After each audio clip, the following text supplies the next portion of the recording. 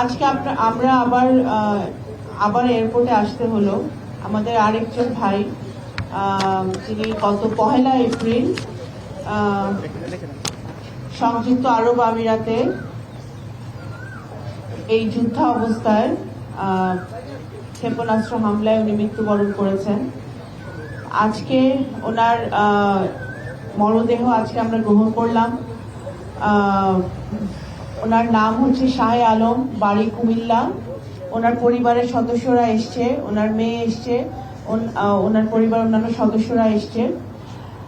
আমরা আসলে আজকে এই যুদ্ধ শুরু হওয়ার পর থেকে আমাদের 7 জন বাংলাদেশি ভাই মৃত্যুবরণ করেছে। 7 জনের মধ্যে এই 6 নম্বর মরদেহ আমরা আজকে গ্রহণ করলাম। আমরা আল্লাহর কাছে দোয়া করি যে আল্লাহ ওনাকে বেহেশত নসিব করুন, জান্নাতবাসী করুন এবং ওনার পরিবারকে এই শোক সওয়ার এই শোক যা তারা সইতে পারে সেই তৌফিক আল্লাহ তাদেরকে দেন, সেটা অবশ্যই আমরা আজকে দোয়া করি।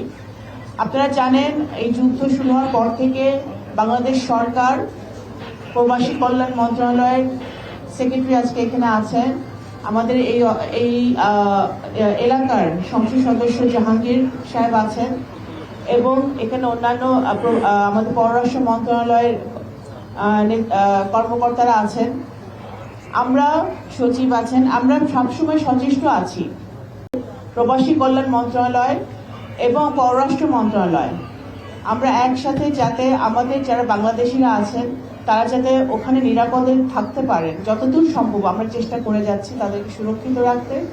আমাদের মিশনগুলো এই গালফ কান্ট্রিগুলোতে তারা সচেষ্ট আছে, তারা দিনরাত কাজ করছে এই বাংলাদেশি ভাইদেরকে, বোনদেরকে তারা যেন নিরাপদে থাকতে পারে এবং যারা ফেরত আসতে চাচ্ছে তাদেরকেও ফেরত আনার ব্যবস্থা আমরা করছি সরকারি খরচে। আজকে আমরা এখানে যিনি এসে মৃত্যুবরণ করেছেন শাহ আলম, ওনার মরদেহ কুমিল্লাতে যাবে এবং আমাদের সচিব প্রবাসী কল্যাণের সচিব আছেন, উনি বক্তব্য রাখবেন। উনি ওনাদেরকে এই প্রবাসী কল্যাণ মন্ত্রণালয়ের খরচে, সরকারের খরচে ওনারা যাতে কুমিল্লায় মরদেহ নিয়ে যেতে পারে এবং পরিবার যাতে দাফন কাফন করতে পারে ঠিক মতো, সেই সরকারি খরচে সেটা হবে। আপনারা জানেন প্রবাসী কল্যাণ মন্ত্রণালয় সেটা করে থাকে। এবং আমি এটা বলতে চাই যে মাননীয় প্রধানমন্ত্রীর দিক নির্দেশনা, ওনার নেতৃত্বে পররাষ্ট্র মন্ত্রণালয়, প্রবাসী কল্যাণ মন্ত্রণালয় সবসময় সচেষ্ট আছে, আমরা কাজ করছি যেন আমাদের ভাইরা আর যেন মৃত্যুবরণ না করেন। আমাদের বাংলাদেশ চায় যে এই যুদ্ধ অবিলম্বে বন্ধ হোক এবং ডিপ্লোমেসির মাধ্যমে এই বিশ্বে যে সমস্যা তৈরি হয়েছে সেই সমস্যার সমাধান হোক। আমি কথা বাড়াবো না, আমি প্রবাসী কল্যাণ মন্ত্রণালয়ের সচিব মহোদয়কে দিব। উনি ওনাদের কাছে, পরিবারের কাছে উনি কিছু চেক হস্তান্তর করবেন এবং পরিবারকে আমি যেটা ওদের সাথে কথা হচ্ছিল আমি এতটুকুই বলতে পারি যে বাংলাদেশ সরকার আপনাদের পাশে আছে, আপনাদের পাশে থাকবে এবং ভবিষ্যতে আপনাদের যদি কোনো সমস্যা হয় সেটাও আপনাদের এমপি মহোদয় আছে আপনাদের এলাকার, তাছাড়াও বাংলাদেশ সরকার আপনাদের পাশে আছে এবং প্রধানমন্ত্রী আপনাদের পাশে আছে। পররাষ্ট্র মন্ত্রণালয় এটা অ্যাড্রেস করছে, তাদের ওই সংশ্লিষ্ট সরকারের সাথে তারা যোগাযোগ রাখছে এবং স্টুডেন্টরা যারা এখানে আটকা পড়ে গেছে তারা যাতে নিরাপদে ফেরত যেতে পারে সেই ব্যবস্থা আমাদের তাদের সরকারের সাথে যোগাযোগ করছে। আর এটা তো এই ব্যাপারের সাথে সংশ্লিষ্ট না। তারপর আমি বলতে চাই যে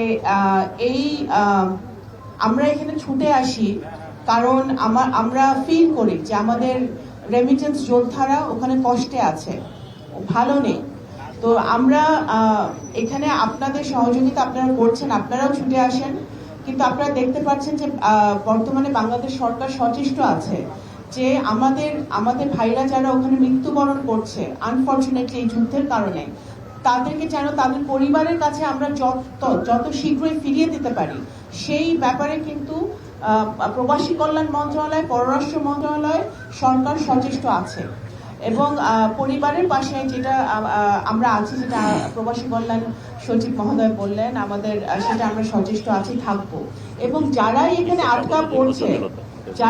আটকা পড়ছে বাংলাদেশি নাগরিক বা অন্য দেশের নাগরিক যুদ্ধের কারণে, তাদের ভিসা সংক্রান্ত জটিলতা, অন্যান্য সমস্যাগুলো সেটা কিন্তু বাংলাদেশ সরকার দেখছে, সম্পূর্ণভাবে দেখছে, এবং তারা যাতে এখানে অবস্থান করছে, যারা আটকা পড়ে গেছে বাংলাদেশি নাগরিকরা যারা ওখানে কর্মরত আছে, তারা যেন আবার ফেরত যেতে পারে, তাদের ভিসা এক্সটেনশন হতে পারে, সেটাও কিন্তু আমরা সম্পূর্ণরূপে আমরা এটা হয় সেটা আমরা দেখছি। তো সুতরাং আমরা সচেষ্ট আছি এবং আমরা শুধু এটাই আজকে দোয়া করতে পারি যে এই ধরনের পরিবার যারা তাদের পরিবার সদস্যদেরকে আর যুদ্ধে না হারায়, আমাদের রেমিটেন্স যোদ্ধারা যেন ভালো থাকে।